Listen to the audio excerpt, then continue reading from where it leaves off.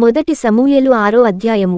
యెహోవా మందసము 7 నెలలు ఫిలిష్తీయుల దేశమందుండిన తరువాత ఫిలిష్తీయుల యాజకులను శకునము చూచువారిని పిలువనంపించి, యెహోవా మందసమును ఏమి చేయుదుము, ఏమి చేసి స్వస్థలమునకు దానిని పంపుదుమో తెలియజెప్పుడనగా, వారు ఇశ్రాయేలీయుల దేవుని మందసమును పంపివేయనుద్దేశించిన ఎడల ఊరకయే పంపక, ఏ విధము చేతనైనను ఆయనకు అపరాధార్థమైన అర్పణము చెల్లించి పంపవలెను.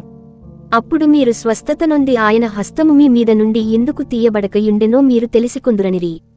ఫిలిష్తీయులు, మనము ఆయనకు చెల్లింపవలసిన అపరాధార్థమైన అర్పణమేదని వారినడుగగా వారు, మీ అందరి మీదను మీ సర్దారులందరి మీదను ఉన్న తెగులు ఒక్కటే గనుక ఫిలిష్తీయుల సర్దారుల లెక్క చొప్పున 5 బంగారపు గడ్డల రూపములను 5 బంగారపు పందికొక్కులను చెల్లింపవలెను. కాబట్టి మీకు కలిగిన గడ్డలుగాను భూమిని పాడుచేయు పందికొక్కులుగాను నిరూపించబడిన గడ్డలను చుంచులను చేసి పంపించి ఇశ్రాయేలీయుల దేవునికి మహిమను చెల్లింపవలెను. అప్పుడు మీ మీదను మీ దేవతల మీదను మీ భూమి మీదను భారముగా నున్న తన హస్తమును ఆయన తీసివేయును కాబోలు.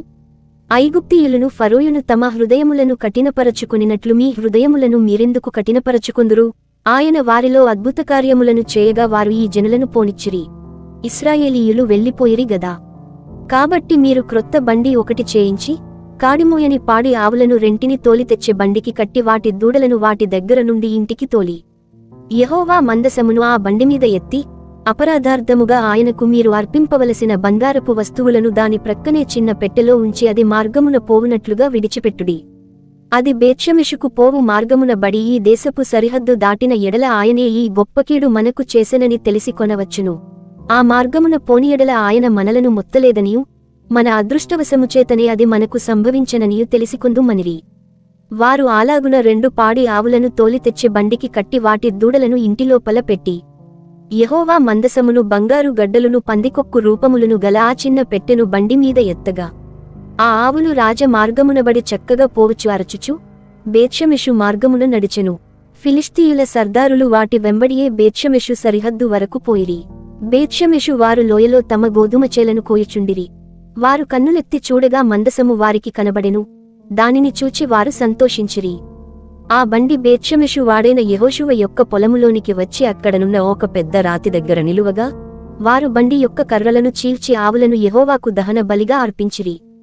లేవీయులు యెహోవా మందసమును బంగారపు వస్తువులు గల ఆ చిన్న పెట్టెను దించి ఆ పెద్ద రాతిమీద ఉంచగా, ఆ దినమున బేత్షెమెషువారు యెహోవాకు దహనబలులను అర్పించి బలులను వధించిరి.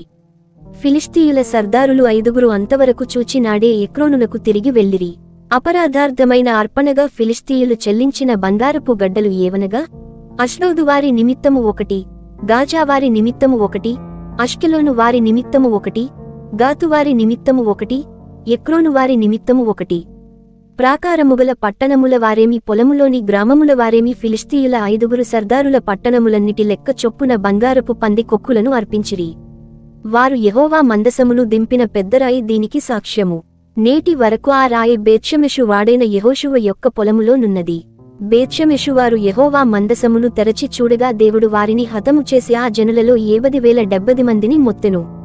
యెహోవా గొప్ప దెబ్బతో అనేకులను మొత్తగా జనులు దుఃఖాక్రాంతులైరి.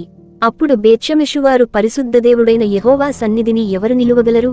మన యొద్ద నుండి ఆయన ఎవరి యొద్దకు పోవలెనని చెప్పి, కిర్యత్యారీము కాపురస్తులకు దూతలను పంపి, ఫిలిష్తీయులు యెహోవా మందసమును మరల తీసుకొని వచ్చిరి.